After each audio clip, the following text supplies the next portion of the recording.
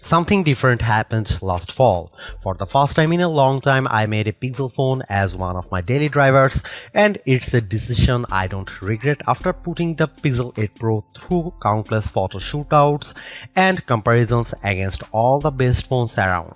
Now that its successor is finally here, I have high expectations for the Pixel 9 Pro XL. That's because the Pixel 8 Pro stuck around for almost a year, even when newer Android phones like the OnePlus 12 and Galaxy S24 Ultra tried to tempt me away from it. Google's rearranging its Pixel lineup because instead of just one flagship model, we are getting two Pro models instead. Technically speaking, the Pixel 9 Pro XL is the direct successor to the Pixel 8 Pro because of their similar sized screens, whereas the Pixel 9 Pro has a much smaller display. I break down all the details about them in my Pixel 9 and Pixel 9 Pro versus Pixel 9 Pro XL comparison. Given the opportunity of the iPhone 15 Pro Max and Galaxy S24 Ultra, Google's arming the Pixel 9 Pro XL with bigger upgrades like newer cameras, more helpful AI features, and a stronger, more durable design. In my Pixel 9 Pro XL review, I will see if it's a worthy update that could convince people to choose it over rival phones. Frankly, I'm annoyed that we are getting back-to-back price hikes because the Pixel 8 Pro launched at $100 more than its predecessor last year with its $999 starting cost. And now with the Pixel 9 Pro XL, it's up by yet another $100 to a starting price of $1,099 in the US. This effectively ends one of the best parts about getting a Pixel phone, their discounted prices. Pixel 9 Pro XL pre-orders are available right now with steep discounts on the flagship phone when you do a trade-in, although it will be available online and select retailers starting on September 4. There's a total of 4 colors at launch: Obsidian, Porcelain, Hazel, and Rose Quartz.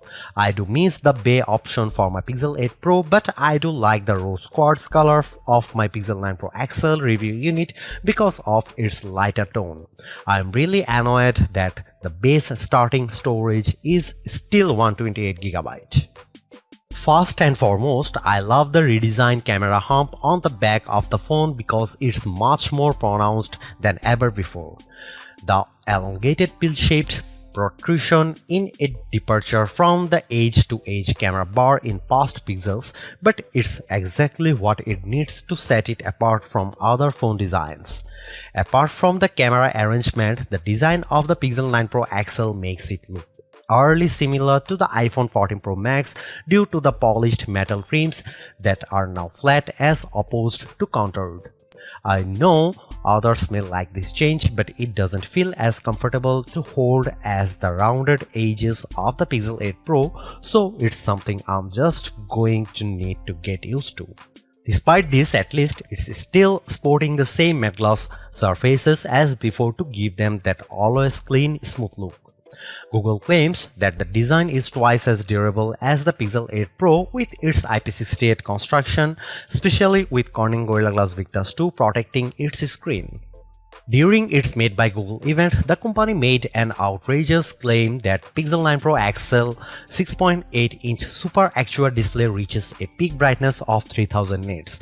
I didn't think it was ever going to get close to that in our testing, but I was mistaken. Hands down, the Pixel 9 Pro XL has the brightest screen we have ever tested, reaching a blinding peak of 2469 nits, a substantial improvement over the 1526 nits of the Pixel 8 Pro. And you know what? It shows outside when I play the same 4K HDR clip, with the Pixel 9 Pro XL being noticeably brighter than the Pixel 8 Pro.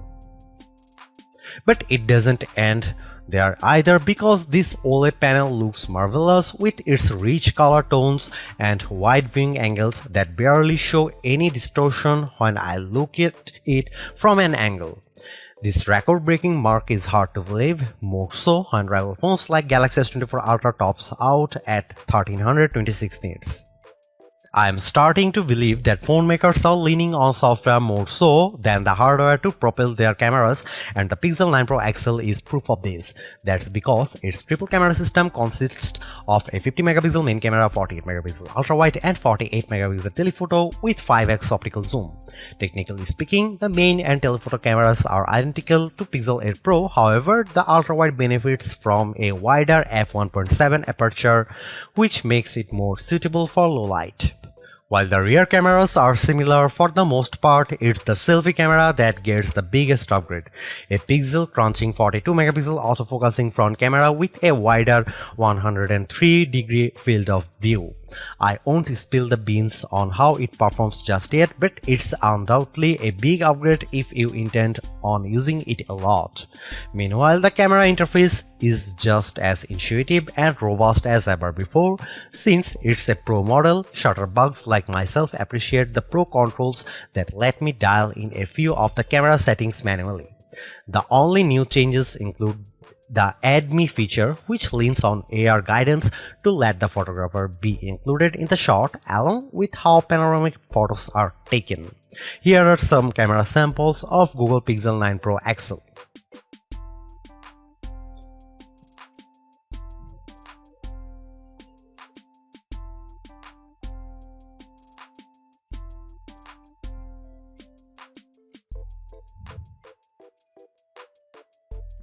Another reason to choose the Pixel 9 Pro XL is because of its ability to shoot at up to 8K 30 FPS, whereas the previous Pixel 8 Pro caps out at 4K 60 FPS. On one hand, I like the extra utility of 8K recording because it gives me more playing zoom to edit videos by cropping them or adding digital pans or zooms in my video editing software, but you will need a high performance machine to handle them. While there are plenty of shooting modes and settings to adjust with video, like choosing between 24, 30 or 60 FPS, it still lacks full manual controls to get me the look I really want to go after. Here are some video samples of Pixel 9 Pro XL.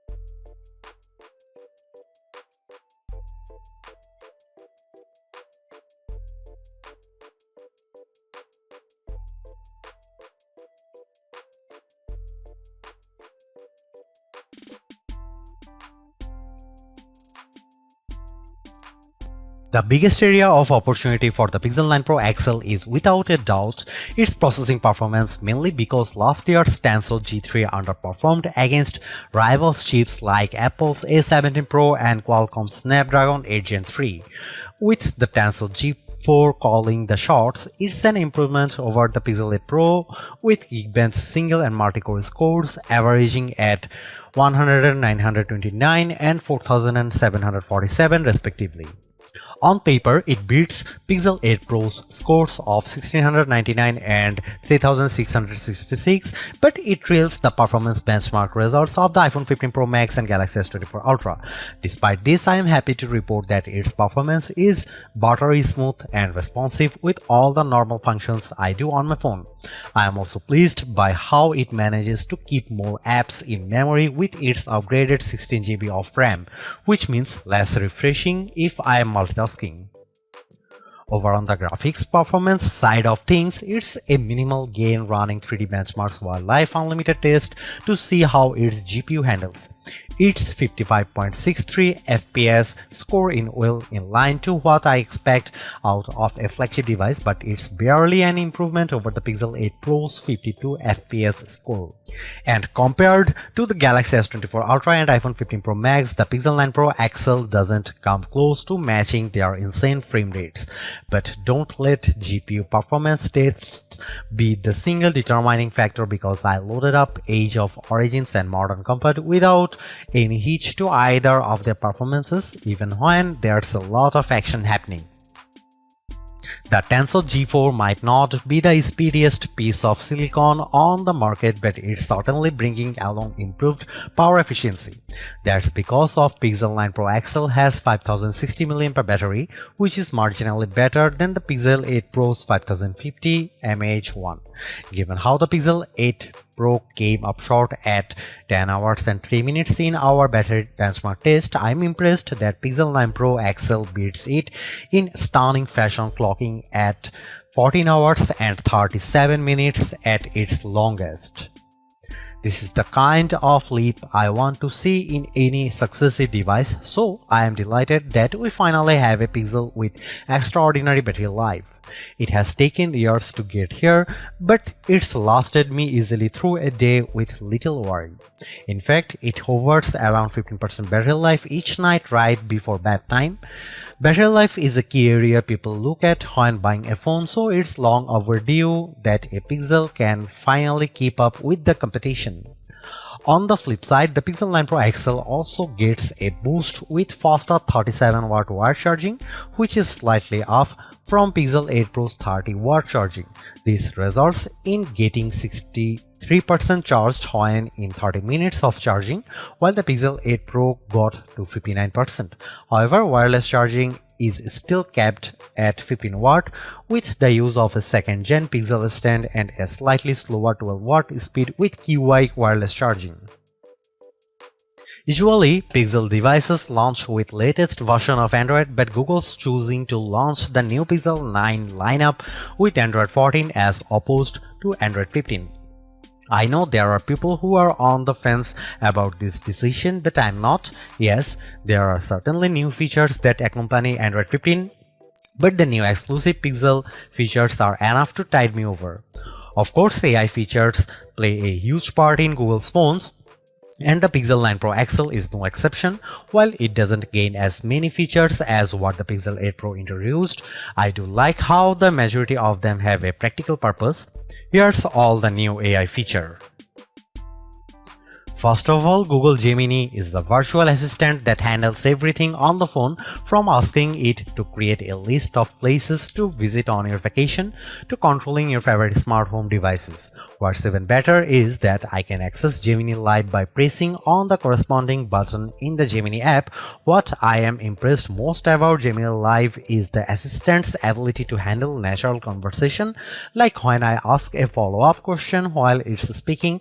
It's even better that it sounds like I am having a conversation with an actual person.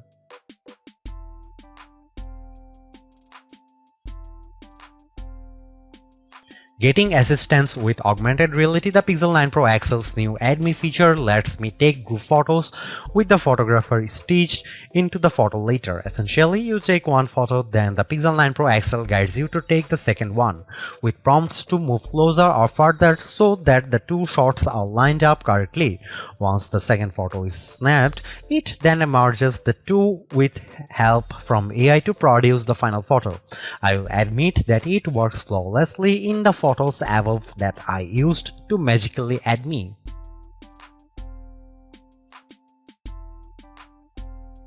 Technically a new feature within Magic Editor. I love how the new Reimagine feature uses generative AI to tweak my photos. It works based on backgrounds which I used to changes up the shots with the photos above. By writing down my request in a text box, I am surprised by how it generates the new set of images in less than 4 seconds.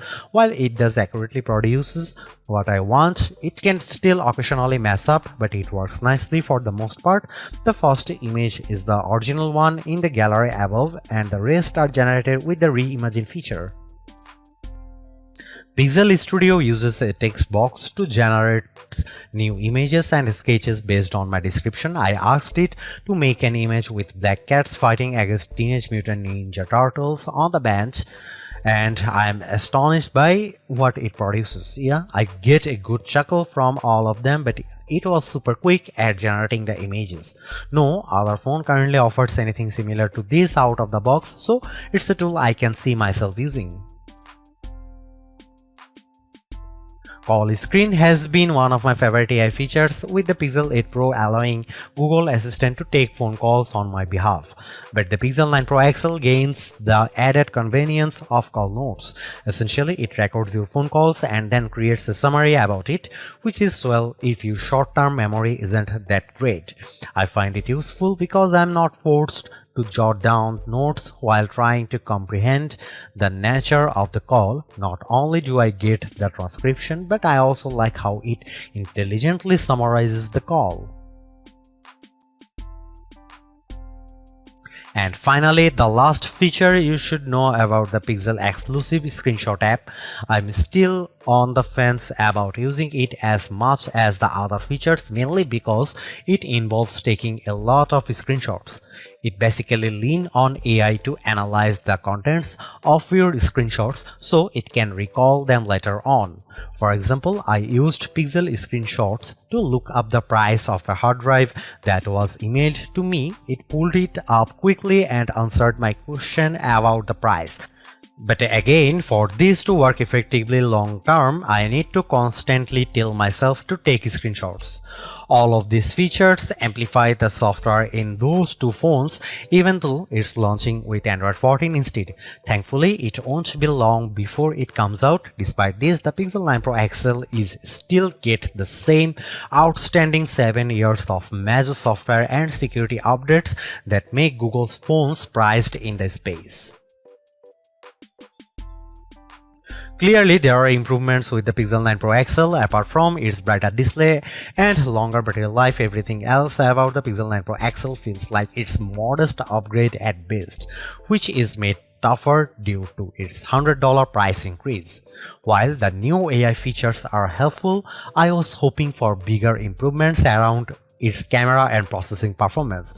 Given that the Pixel 9 Pro has the same exact camera arrangement as this, there isn't much justification on picking the Pixel 9 Pro XL for photography. And compared to its direct rivals, the Galaxy S24 Ultra and iPhone 15 Pro Max, they definitely cost more but have better performance overall.